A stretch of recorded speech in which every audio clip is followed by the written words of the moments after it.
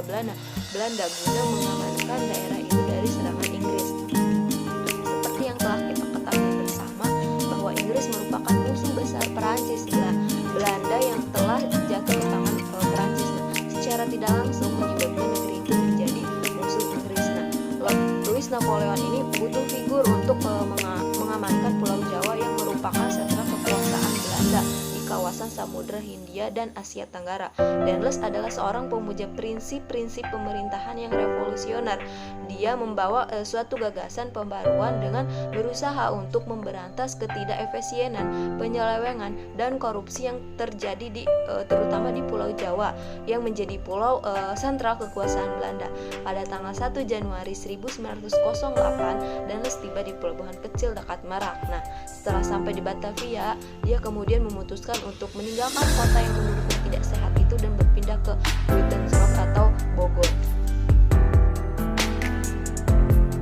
Pembahasan selanjutnya yaitu mengenai kebijakan politik dan ekonomi Daendels di Hindia Belanda. Kebijakan pertama yang dilakukan Daendels dalam bidang politik adalah reformasi administrasi secara total. Daendels mengangkat semua bupati Jawa menjadi pejabat pemerintah Belanda untuk melindungi mereka dari pemerasan yang dilakukan oleh pejabat Belanda. Dewan Hindia yang memegang posisi penting dalam struktur pemerintahan kolonial Belanda tidak boleh lagi ikut berkuasa. Badan ini hanya menjadi embel-embel kekuasaan gubernur jenderal. Daendels berusaha keras melaksanakan pemusatan kekuasaan. Menurut Daendels, kekuasaan pejabat yang diwariskan POC terlalu besar sehingga mudah untuk memperkaya diri dengan cara melakukan korupsi. Daendels melaksanakan maksudnya dengan menghapus gubernumen pantai Jawa Timur. Selain itu, residen kerajaan Jawa yang berada di bawah kerajaan diambil alih oleh pemerintahan pusat Batavia. Daerah Jawa di luar kerajaan Surakarta dan Yogyakarta dibagi menjadi 9 daerah administratif yang disebut dengan prefektorat, yang kelak pada masa pemerintahan Raffles diubah dengan nama Guests atau keresidenan. Selanjutnya itu kebijakan Daendels dalam bidang ekonomi. Yang pertama dengan membentuk Dewan Pengawas Keuangan Negara atau Allgemeine dan dilakukan pemberantasan korupsi dengan keras. Yang kedua mengeluarkan uang kertas, dan yang ketiga memperbaiki gaji pegawai, dan yang keempat pajak in natura atau pembiayaan dan sistem penyerahan wajib privilege levertis yang diterapkan pada zaman POC tetap dilanjutkan bahkan ditingkatkan. Dan yang kelima dengan mengadakan monopoli perdagangan beras. Semua langkah Daendels dalam bidang pertahanan, administrasi negara, dan sistem peradilan itu tentu saja membutuhkan biaya yang tidak sedikit, apalagi komoditas perdagangan dari dalam negeri tidak bisa dijual dan menumpuk di gudang pelabuhan akibat blokade laut yang dilakukan Inggris. Daendels kemudian mencari cara lain, salah satunya adalah dengan menghidupkan kebiasaan lama POC, yaitu menjual tanah kepada pihak swasta dan memberikan hak kepemilikan.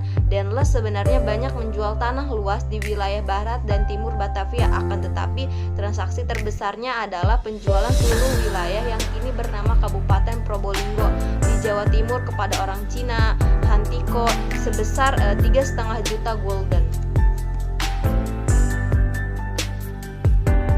Pembahasan selanjutnya yaitu mengenai reaksi kerajaan dan masyarakat di Hindia Belanda terhadap kebijakan Daendels. Reaksi terhadap beberapa kebijakan Daendels yang memberatkan penguasa lokal terjadi di beberapa daerah, dan yang paling keras terjadi di Banten. Pekerja rodi yang menolak membangun pelabuhan Merak melarikan diri ke hutan. Presiden Banten yang datang menuntut pertanggungjawaban Sultan dibunuh sehingga menyebabkan Daendels marah besar. Istana Sultan Banten dihancurkan dan hartanya dijarah. Sultan ditangkap dan dibuang ke Ambon. Kemudian Daendels menunjuk keponakan Sultan sebagai penggantinya.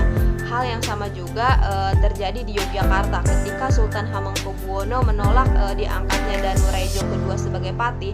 Sultan Hamengkubuwono malah mengangkat Pangeran Natakusuma yang menyebabkan Daendels menggempur Yogyakarta pada Desember 1810.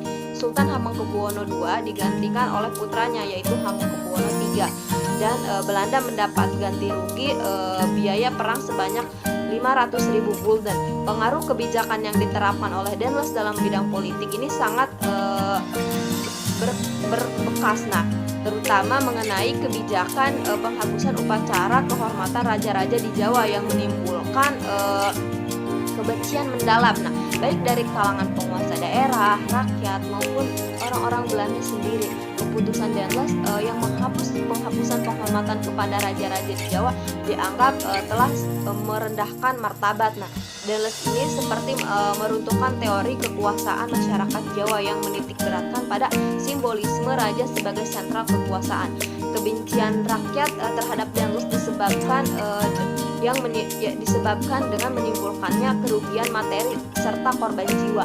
Sementara itu, para pembesar Belanda yang membenci Daendels antara lain seperti gubernur pesisir timur Jawa, yaitu mencakup wilayah Cirebon sampai ujung timur Jawa, yaitu Nicholas Leghert, yang jabatannya juga dihapus oleh Daendels. Panglima Angkatan Laut Arnold Adrian Boykins dan Kolonel Johannes van de Bos yang dipecat karena gara-gara Daendels jengkel kepada keduanya. Nah, pada tahun 1810, Kaisar Napoleon mengeluarkan dekrit yang menyatakan bahwa negeri Belanda masuk ke dalam Imperium Perancis. Berita itu sampai ke Hindia Belanda dan disambut dengan senang hati oleh Daendels.